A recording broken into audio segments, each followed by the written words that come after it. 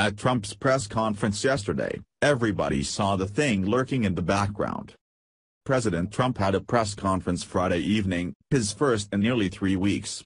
Naturally, the members of the press were there to record the event. Although one journalist might have been more disappointed than the others. Peter Baker, the New York Times chief White House correspondent, was probably surprised to find his name on a placard in the very back of the rows for members of the press, practically as far away as he could be from the president.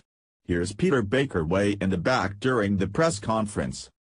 This is a dramatic change for the New York Times, which usually gets front-row access.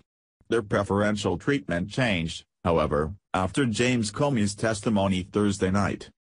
Former FBI Director James Comey claimed that a major story that the New York Times released about Russia and the Trump team was simply not true. The story in question asserted that members of Trump's staff during the 2016 election were in contact with senior Russian intelligence officials. The story almost entirely drew on anonymous sources. The New York Times is standing by its reporting and refusing to print retraction, in spite of Comey's testimony. Comey said of the anonymous sources the Times used, "The people talking about classified information often don't really know what's going on, and those of us who actually know what's going on are not talking about it. And we don't call the press and say, 'Hey, you got that thing wrong.'" The New York Times statement for their defense of the story practically corroborates Comey's claims.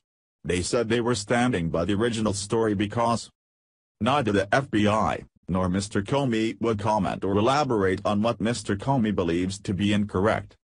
Well, I guess if they're going to take the word of some random anonymous people over the former FBI director, they can sit in the very back of the press conference.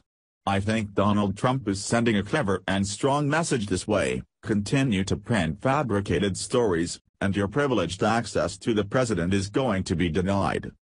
Thanks President Trump, for putting the New York Times in its place and sticking up to liberal media bias. Share this 10,000 times if you think there is way too much liberal bias in the media.